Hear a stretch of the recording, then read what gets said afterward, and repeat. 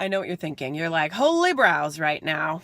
I did it again. I was doing family's hair. I had a little leftover hair color. Popped it on my brows. The problem is that I have the kind of skin that stains from hair color. Some people's skin doesn't stain very well. Some people's does. Usually it takes a couple days for the skin cells to sort of naturally exfoliate themselves and it goes away. So for right now, I'm just gonna have to kind of deal with this. So I don't know what era you grew up in. If you are someone who's shaping your brows, do you know the tricks about how to shape brows? This is something that I know because I went to cosmetology school, but I wish I had known that before I butchered mine as a teen in the 90s, and that was when it was very popular to have very thin eyebrows. So what I used to do is sit and I would scrunch my face, and anything that stuck out, I would tweeze that off. And then at one point I had tweezed myself clear to about here. And so I've had to have that sort of grow in a little bit more. And once, you know, the root of a hair follicle can only handle being yanked out so many times before it just doesn't grow back at all. That's one of the reasons that tweezing, over tweezing, can leave you with no eyebrows. I was talking about this with my mom today because she was laughing at my brows here, and she was mentioning that she has some friends that have had their makeup tattooed on. Now they're doing something now that is called microblading.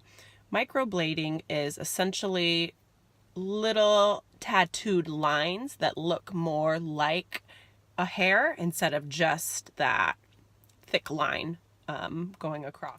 Done very well. Microblading probably looks really good. However, it is someone tattooing your face. I know that I believe you need to be at least an esthetician to be able to do that. That's like a skincare professional.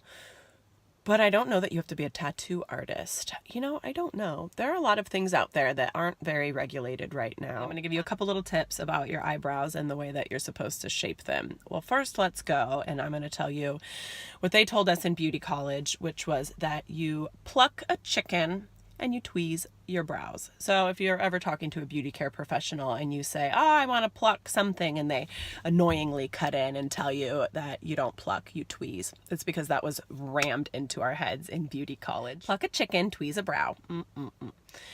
So I will say though that I have like 3 chin hairs. They sneak in there like little roguies. Those I pluck out because they make me feel like some kind of a wild animal. So right out of there. Simple techniques to see about your brow shaping. So a good shaped brow is supposed to line up. So you can tell I'm not going to be shaping. I got a pencil here. Corner of your nose needs to go here, and it should hit the corner of your eye right here. Okay, so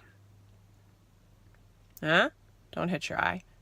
Oh, there we go. Mine's lining up pretty good. Another trick is that typically the arch of the brow, you want that to hit maybe on the outside of the iris.